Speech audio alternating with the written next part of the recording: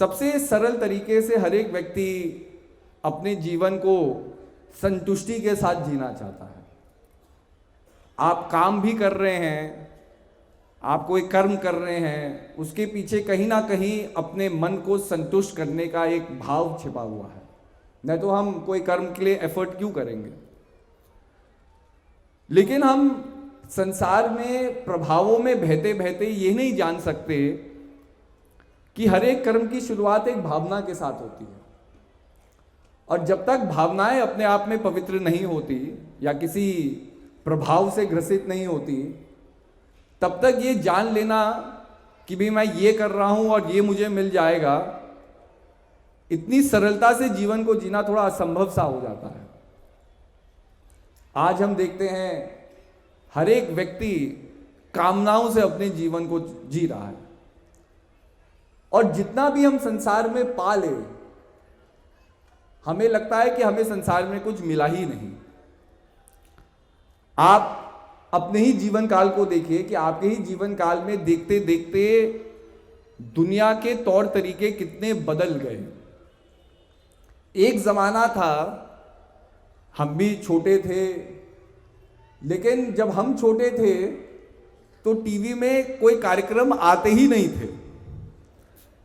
अगर आप दिन में टीवी ऑन करते थे तो बस एक टू की बहुत लंबी साउंड आती थी, और बस ये आता था कि भाई नो ट्रांसमिशन, मतलब उसमें कोई प्रोग्राम ही नहीं थे।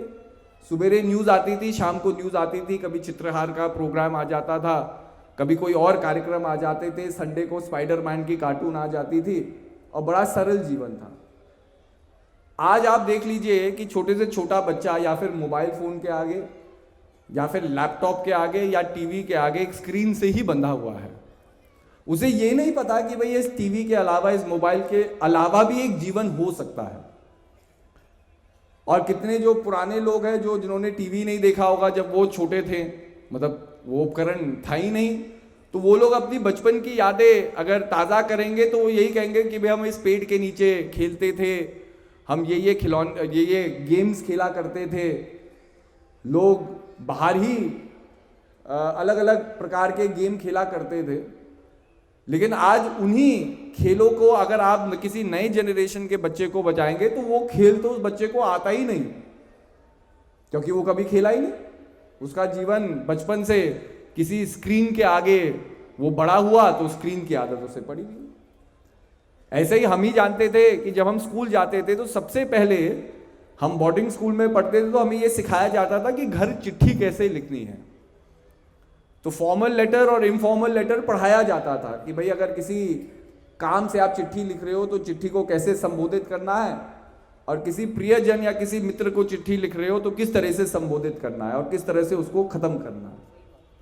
आज वो सब चीजें हैं जो हमें याद है, लेकिन आज आप किसी यंग बच्चे को कहे कि भाई चिट्ठी लिखने की बात है तो वो बड़ा एकदम विस्तंभित हो जाएगा, क्योंकि आज व्हाट्सएप से और जो हमारे इमोजीज हैं इससे ही हम एक कोई नई भाषा बना रहे हैं जिसको कोई जो नए जनरेशन का व्यक्ति है वो उसे समझ रहा है। और आप किसी पुराने व्यक्ति को वो शॉर्टकट या वो इमोजीज दिखाएंगे तो वो व्यक्ति हंसेगा कि भाई ये कैसे आप वार्ता कर रहे हैं। तो कहने का अभिप्राय ये है कि जीवन इतनी तेजी से बदल रहा है कि हम ये नहीं जानते हम किस प्रभाव की वजह से संसार में कर्म कर रहे हैं, जी रहे हैं। सब चाहते हैं कि हमारा जीवन संतुष्ट हो, खुशहाल हो, लेकिन कैसे एक बहुत बड़ा प्रश्न चिन्ह है। और इस कैसे के पीछे ही कि कैसे एक प्रश्न है, लेकिन उसका उत्तर भी उसके पीछे ही छिपा हुआ है। जब आप संसार को क्वेश्चन करते हैं, ये अपने आप में चेतना का प्रतीक है। डेकार्टेस एक बहुत बड़े फिलोसोफर हुए, बहुत पुराने समय के, प्लेटो और अरिस्टोटल से भी पहले उनका आना हुआ, और उन्होंने एक सिंपल एक थॉट रखा। उन्होंने कहा I think therefore I am, कि मैं सोच सकता हूं इसीलिए मैं हूं। उन्होंने ये सोचा कि भाई हम जीवित हैं, लेकिन इसका प्रमाण क्या है। जैसे स्वप्न में हम बहुत चीज़ों का अनुभव कर सकते हैं, जागृत अवस्था में हम किसी चीज़ का अनुभव करते हैं। आप डीप स्लीप में चले जाए, जिसे हम सुषुप्त अवस्था कहते हैं, उसमें आपका ये भी आपके जीवन में अनुभव नहीं है कि आप जीवित है, कि आपकी श्वासें हैं। तो इतने वेरिएशंस हैं संसार के जीवन में कि हम कैसे जाने कि हम जीवित है, कि जो एक्सपीरियंस हम कर रहे हैं that is an absolute experience, it is the defining experience. तो डेकार्टेस कहते हैं क्योंकि मैं सोच सकता हूं, मैं एक कॉन्शियस बीइंग हूं, और अगर मैं सोच रहा हूं इसका मतलब मेरे अंदर प्राण शक्ति है, मेरे अंदर कोई चैतन्य स्वरूप है जिसके आधार पर मैं सोच रहा हूं। अब यही है, अगर आज मेरा जीवन संतुष्ट नहीं है तो आप पहले ये तो सोचिए कि मेरा जीवन संतुष्ट क्यों नहीं है और किस कारण नहीं है। और जब आप अपनी चेतना की शक्ति का उपयोग करते हैं तब एक आध्यात्मिक जीवन की शुरुआत होती है। भौतिक जगत हमें संसारों के प्रभाव में खींचेगा। भौतिक वासनाएं क्या है? अगर आप फिलोसॉफिकल तर्क करें तो कामना तो कामना है, कामना तो कामना है। आप ये कामना करें कि मुझे ये गाड़ी मिल जाए या मुझे मंदिर में प्रभु के दर्शन मिल जाए, कामना तो कामना है, आप किसी चीज को संसार से मांग ही रहे हैं। लेकिन जब हम ये कहते हैं कि भगवान के दर्शन मुझे मिल जाए तो वो कामना हम कहते हैं कि भाई ये पवित्र हो जाती है, ये सात्विक हो जाती है। और अगर हम संसार की किसी भोगों को मांग रहे हैं, वासनाओं को मांग रहे हैं, तब हम कहते हैं कि भाई ये बंधन बन जाता है। लेकिन दोनों उद्गार जो है या दोनों प्रभाव जो है वो आपके मन से ही शुरू हो रहे हैं, मन से ही उत्पन्न हो रहे हैं। तो फर्क दोनों में क्या है कि एक सोच आपको संसार से बांध रहा है और एक आपको संसार से मुक्त कर रहा है। तो फर्क भावनाओं का ही है। अब संसार की भक्ति का जो जो रूप रंग है वो भी बदल गया है। हम लोग भी जब क्लास 10th के एग्जाम देने जाते थे तो कितने लोग थे जो पढ़ाई छोड़ देते थे, केवल भगवान का ही नाम और जप करना शुरू करते थे। सवेरे जाना है, मतलब आदमी ब्रेकफास्ट भी नहीं करेगा, ब्रेकफास्ट भी कर रहा है तो किताब को खोल करके पढ़े जा रहा है, मतलब एंड सेकेंड तक, जब तक हमें क्लासरूम के अंदर जाकर के एग्जाम हॉल में बैठना नहीं होता था तब तक कोई ना कोई किताब पढ़ रहा है, कोई कुछ ना कुछ, भाई अंत समय तक मैं कुछ ना कुछ याद रखूं, पता नहीं क्या आ जाए किताब से। तो बड़ी टेंशन होती थी। लेकिन कुछ लोग थे जो भाई लंबा टीका लगाएंगे, भगवान के पास जाएंगे या अपने कबर्ड के अंदर ही मूर्ति के आगे वो धूप अगरबत्ती जलाएंगे, वो पढ़ाई नहीं कर रहे लेकिन भगवान से ये कामना कर रहे हैं, भगवान मैंने पढ़ाई तो की नहीं लेकिन मुझे पास जरूर करा देना। तो कहने का अभिप्राय है कि भक्ति में भी स्वार्थ है, और अगर भक्ति में स्वार्थ है, अगर हम सांसारिक वासनाओं को भक्ति से जोड़ देते हैं तो स्वाभाविक है हम भगवान की याद तो कर रहे हैं लेकिन हमारी भक्ति सार्थक नहीं होती। इसलिए जीवन असंतुष्ट का असंतुष्ट रहता है, अनसैटिस्फैक्टरी रहता है। इसलिए महान पुरुष कहते हैं कि सबसे पहले ये जानो कि जो सोच तुम्हारे मन से उत्पन्न हो रही है या उजागर हो रही है, इसके पीछे भाव क्या है। और कबीरदास जी भी ये बड़े सुंदर शब्दों में समझाते हैं कि जब हरि था तो, जब मैं था तो हरि नहीं, जब हरि थे मैं नहीं, प्रेम की गली इतनी साकरी उसमें दो न समाए। तो क्या कहा कि जब मैं था तो हरि नहीं, मतलब जब मेरे अंदर अहंकार था, जब मैंने संसार को केवल अपनी नजरों से देखा। अपनी नजरें क्या है? मेरा काम, मेरा व्यापार, मेरा परिवार, मेरी नाम, मेरी शोहरत, मेरी इज्जत, मेरी बढ़ोतरी, मेरा प्रॉफिट। तो हम भगवान को नहीं जान सकते इन सब चीजों में, क्योंकि अभी हमारा जो कॉन्शियस लेवल है इतना उजागर नहीं हुआ है, इतना डेवलप नहीं हुआ है कि संसारिक वासनाओं और आध्यात्मिक वासनाओं में वो भेदभाव कर सके, उसमें एक अंतर डिफरेंशिएट कर सके। तब क्या होता है कि जब मैं था, जब अहंकार था, जब मेरी वासनाएं थी, तब मैंने संसार में प्रभु को नहीं देखा। लेकिन जब प्रभु को पाया, तब कैसे पाया? जब प्रभु थे मैं नहीं। तो अपने अंदर से मैंने कुछ चेंज किया, फंडामेंटल एक थॉट प्रोसेस चेंज किया कि मैंने अपने आप को संसार में खोजना छोड़ दिया। और जब अपने अहंकार का, अपनी वासनाओं का, अपनी कामनाओं का, अपनी इच्छाओं का मैंने त्याग किया, तब क्या है? मुझे प्रभु वहीं मिले। और क्या समझाया जा रहा है? जो क्रक्स है, जो मोल है वो यही समझाया जा रहा है कि प्रेम की गली इतनी साकरी कि प्रभु तक जाने का केवल एक मार्ग है प्रेम का, और वो इतना पतला है कि उसमें दो प्रभाव नहीं समाते। अगर मेरे अंदर प्रेम है लेकिन स्वार्थ भी है, प्रेम है लेकिन कामनाएं भी हैं, प्रेम है लेकिन कोई वासनाएं भी हैं, तो कहीं ना कहीं मेरा रास्ता इतना छोटा हो जाएगा कि मैं अपनी मंजिल तक, अपनी संतुष्टि तक, अपने परमार्थ तक मैं नहीं पहुंच सकता। तो महान पुरुष ये समझाते हैं कि आप लोग, हम सब चेतना स्वरूप है, कॉन्शियस बीइंग है, और अगर हम कॉन्शियस बीइंग है तो चेतना का सदुपयोग करना सबसे पहले हमें आना चाहिए। और अपने जीवन में अगर हमने चेतना का ही सदुपयोग नहीं किया, यही नहीं जाना कि भाई ये जो सोचने समझने की शक्ति हमें मिली है ये कितनी बड़ी देन है, तब तक जीवन असंतुष्ट रहता है। असंतुष्ट क्या रहता है? असंतुष्ट का मतलब क्या है कि हम किसी ना किसी चीज को खोज रहे हैं संसार में। आप जगह जगह से दिल्ली आए प्रोग्राम को अटेंड करने के लिए। आपका दिल्ली आना इंडिया गेट घूमना नहीं था, आपका दिल्ली आना लाल किले को देखना नहीं था या चांदनी चौक जाना नहीं था। आपका था कि भाई हम रामलीला ग्राउंड में जाकर के गुरु महाराज जी के दर्शन और सत्संग प्राप्त करें। तो स्वाभाविक है आप दिल्ली आ गए होंगे, किसी की ट्रेन मान लो सवेरे आ गई होगी, वो यहाँ ग्राउंड भी आ गया होगा, अपना बैग भी रख दिया होगा, और किसी प्रियजन ने कहा होगा कि भाई थोड़ा दिल्ली घूम आते हैं, क्यों नहीं, हर चीज पास में है, यहाँ से इंडिया गेट पास है, कनॉट प्लेस पास है। आप चले तो गए घूमने के लिए, लेकिन जो कारण था आपका आना उन जगह को जाना नहीं था। तो आप दिल्ली घूम रहे हैं, अच्छी अच्छी जगह भी देख रहे हैं, लेकिन कहीं ना कहीं आपका मन वापस रामलीला ग्राउंड की तरफ खिंचा जा रहा था। तो ये असंतुष्टि है, क्योंकि आपकी संतुष्टि थी कि हम गुरु महाराज जी के दर्शन पाए, ये आपका उद्देश्य था। अब इस उद्देश्य को आप पूरा ना करें, आप दिल्ली में भी आ गए और जगह घूम रहे हैं, तो कहीं ना कहीं आपका मन वापस यहां आएगा, और यही असंतुष्टि है। अब मान लिया किसी का काम था कि भाई प्रोग्राम के बहाने हम दिल्ली घूम लेंगे, तो उसको यहां बैठे हुए बड़ा असंतुष्ट लग रहा होगा। उन्होंने कहा ये प्रोग्राम तो खत्म ही नहीं हो रहा, चलते जा रहा है, चलते जा रहा है, अब तो हम कितनी जगह है जो जाके देख भी नहीं पाएंगे।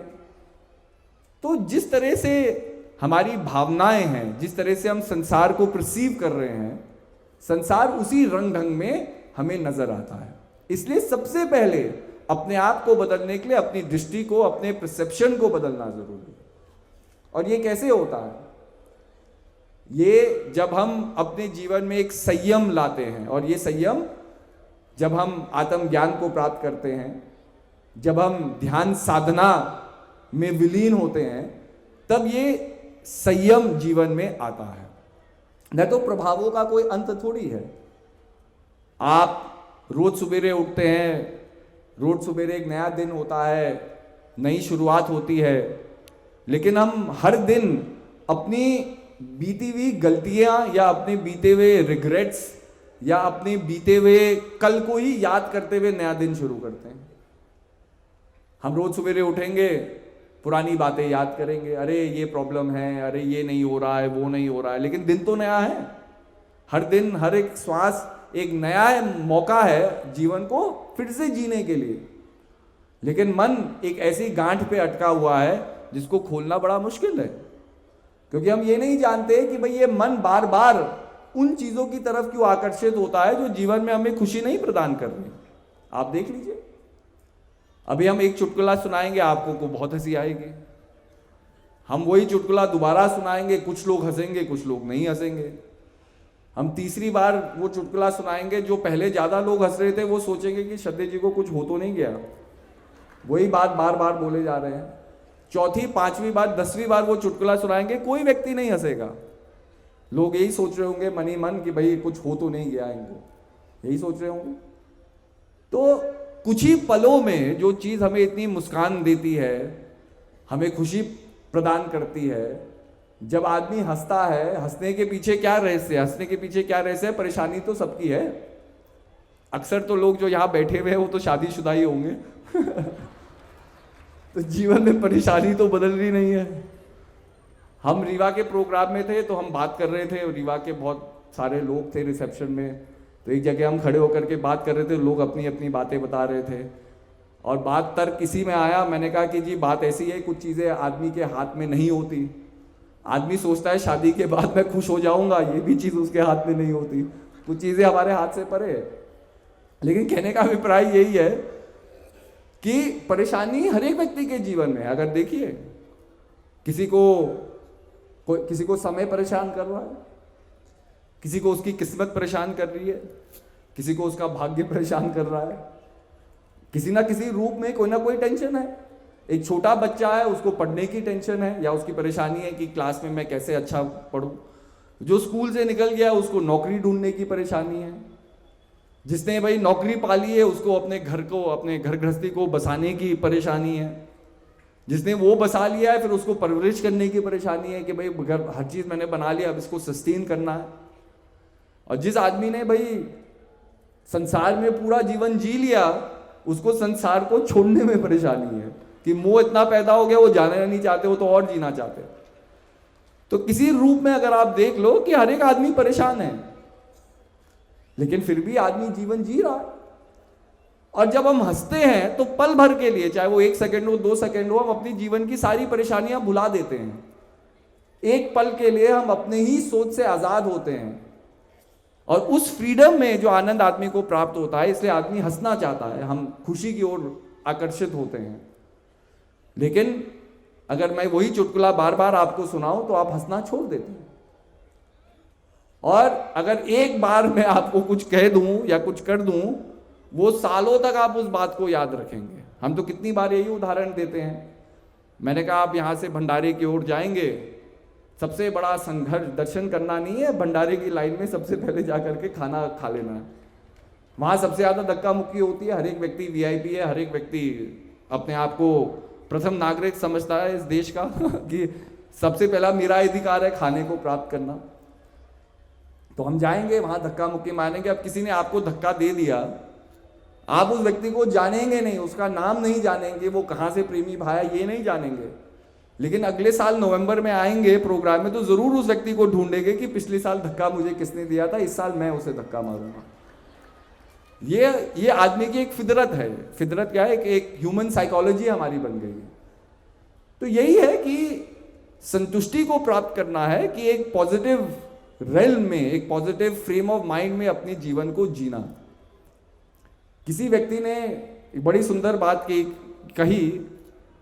उसने कहा कि जब आप कार्ड्स खेलते हैं तो उसने कहा कि we can never know what hand is dealt with us, कि कौन से पत्ते हमें कार्ड्स में मिलेंगे ये हम नहीं जान सकते। लेकिन जो चॉइस हमारे पास है कि हम किस तरह से उन पत्तों को खेलेंगे, how do we play a hand, is in our choice. अब एक रूप से देख लो कि हर एक चीज में किसी ना किसी प्रकार की कमी है। हम एक सेठ जी को देखते हैं, बड़ी अच्छी गाड़ी में जा रहे हैं, एसी गाड़ी में चल रहा है, हम मोटरसाइकिल में, हमें पसीना आ रहा है, धूप आ रही है, अब तो दिल्ली में प्रदूषण भी है, हम इन चीज़ों से फेस कर रहे हैं और हम बगल में देखते हैं तो एक सेठ जी बड़ी अच्छी गाड़ी में जा रहे हैं। मन में क्या प्रभाव आ रहा है, यार सेठ जी एसी की गाड़ी में बैठे होंगे, इनका जीवन तो बड़ा खुशहाल है, बड़ा खुशहाल है इनका जीवन। लेकिन ये हमारा एक स्पेकुलेशन है। एक स्पेकुलेशन है मतलब हम एक तर्क लगा रहे हैं कि ये हो सकता है, लेकिन वो 100% करेक्ट नहीं है। अगली बार आपको कभी ये लगे कि किसी और का जीवन मेरे से बड़ा अच्छा है तो उससे पूछ लो कि भैया आपके जीवन में कोई परेशानी है कि नहीं। वो अपनी दुखी कहानी सुनाने लग जाएगा। तो एक रूप से हमें लगता है कि कोई संसाधन किसी के पास है तो उसका जीवन बड़ा अच्छा होगा, जरूरी बात नहीं है। और हम संसार में जगह जगह घूमते हैं, जगह जगह बड़े ही दुर्गम क्षेत्रों में जाने का मौका मिलता है जहाँ कुछ भी नहीं है। अभी हमारा ही उत्तराखंड राज्य देख लीजिए, करीब हमें 17 या 18 साल हुए हैं राज्य को बने हुए। अगर 18 साल पहले की आप बात करते तो लोगों के घरों में बिजली नहीं थी। जिस चीज को एक दिल्ली वाला ये कामना ही नहीं कर सकता, ये सोच नहीं सकता कि भाई या कोई बंबई में रहने वाला हो कि बिजली जाना क्या होता है। मतलब उसने जीवन में पैदा हुआ है शहरों में, घरों में हमेशा बिजली आई है, तो उसको ये एहसास ही नहीं कि भाई ऐसा भी जीवन होता है जहां बिजली नहीं होती। लेकिन उस समय भी लोग स्कूल गए, लोगों ने उस समय भी गांव में रहते हुए पढ़ाई की, और कुछ ना होते हुए भी उतनी विकट परिस्थितियों ने उनने बहुत कुछ पा लिया। आज कितने लोग हैं जो यूपी कैडर से या उत्तराखंड कैडर से आईएएस ऑफिसर बने, आईएफएस ऑफिसर बने। आप जरा उनसे पूछो कि भाई आपने पढ़ाई कहाँ की। कोई यही नहीं कहेगा कि हम किसी प्राइवेट स्कूल में गए या हम बोर्डिंग स्कूल में गए या हम अमेरिका पढ़ करके आए। वो कहेंगे कि जी हम अपने गांव के सरकारी स्कूल में पढ़े। तो एक जगह एक सरकारी स्कूल जिसको हम देखते हैं और हम सोचते हैं कि अरे वहां तो कोई फैसिलिटी नहीं होगी, टॉयलेट नहीं है, ये नहीं है, वहां नहीं है।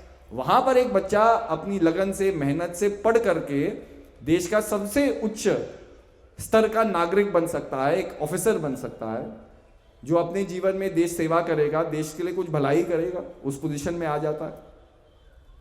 और एक व्यक्ति है जो मुंबई में भी रह रहा होगा, अच्छे अच्छे स्कूलों में गया होगा, लेकिन जब उसको अपनी जीवन को जीने में उसको संघर्ष करना है तो उस संघर्ष को पूरा करने के लिए वो प्रिपेयर्ड ही नहीं है। क्योंकि अगर घर में लाइट चली जाएगी, उसे यही नहीं पता होगा कि मैं जीवन में क्या करूं। तो कहने का अभिप्राय यही है कि दृष्टिकोण आदमी का पवित्र होना चाहिए और सेल्फ सेंटर्ड होना चाहिए। हम कभी भी जीवन में खुशी और लोगों के जीवन को टटोल के नहीं पा सकते कि भाई इसके पास क्या है, उसके पास क्या है, इसके पास क्या है।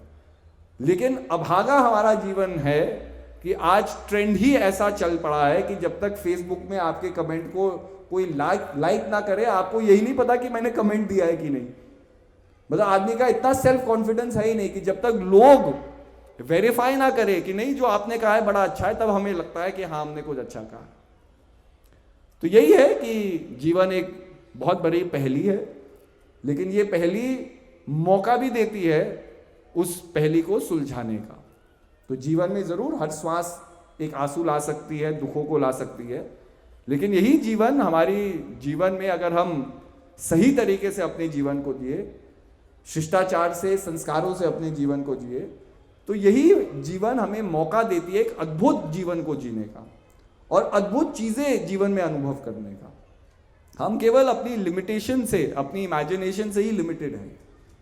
हम जो आप एक छोटे बच्चे को पूछिए वो क्या बनना चाहता है, तो हर दिन वो कोई नया प्रोफेशन आपको बता देगा कि आज मैं डॉक्टर बनूंगा। कल पूछोगे बच्चे क्या बनोगे, कल कहेगा कि जी मैं पायलट बनना चाहता हूँ। तीसरे दिन पूछोगे तो कहेगा जी मैं मतलब पानी के जहाज का कैप्टन बनना चाहता हूँ। कुछ भी आप उसे कहते रहो, जो भी वो नए एक्सपीरियंस को प्राप्त कर रहा है वो उसी चीज में अपना सर्वस्व अर्पण करेगा कि भाई देखो ये अद्भुत चीज है।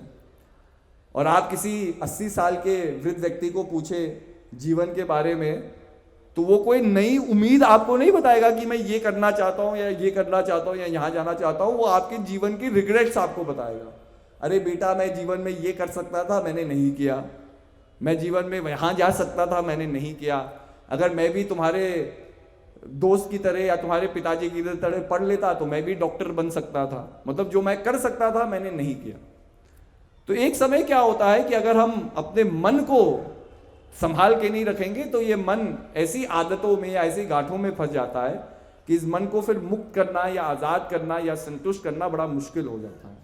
हम सब अपने आदतों के अधीन हैं और इसी के लिए आध्यात्मिक जीवन हमें एक अनुशासन देता है, एक डिसिप्लिन देता है कि कैसे जीवन को जीते जीते हम जीवन के सार को समझ सकें। तो यही महान पुरुष समझाते हैं कि हम सब के अंदर एक हमारा एक हिडन सेल्फ है, जो हमारा ट्रू सेल्फ है, जो हमारी सच्चाई है। और कहीं ये सच्चाई मन के प्रभावों के नीचे दबी हुई है। मन कभी अच्छा बन जाता है, मन कभी बुरा बन जाता है, मन कभी हंस रहा है, मन कभी रो रहा है। लेकिन हमारे अंदर जो हमारी चेतना है, जो हमारी आत्मा है, ये हर एक चीज का साक्षी है।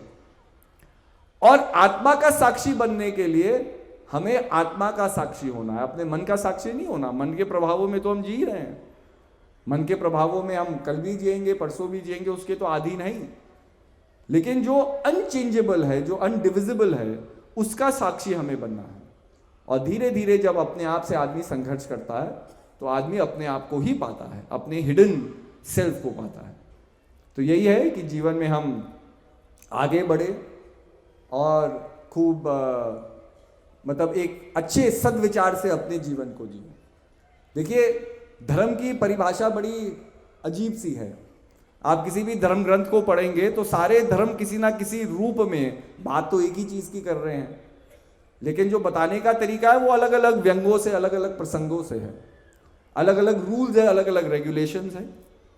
तो कोई रिलीजियस स्टडीज करे तो वो ये जानेगा कि भाई कितने धर्म तो मूल तौर से बात तो सब भगवान की कर रहे हैं, इष्ट की कर रहे हैं, परम परमात्मा की कर रहे हैं, रब की कर रहे हैं, लेकिन मूल तौर से भाई कैसे रब को जाना जाए, क्या आपको पहनना है, क्या टीका लगाना है, कहीं टीका नहीं लगाना, कहीं ये करना है, कहीं, तो इतना ही विभिन्नताएं हैं।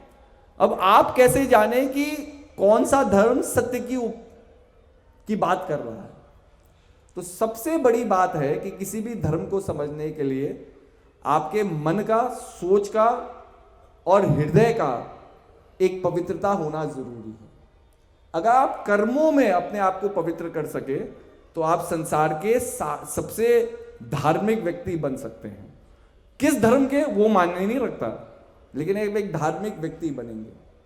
लेकिन आप अपने मन को ही पवित्र नहीं रख सके, अपने मन को ही साफ नहीं कर सके, तो हम किसी भी धर्म के उपासक हो सकते हैं लेकिन धार्मिक व्यक्ति नहीं जीवन में बन सकेंगे।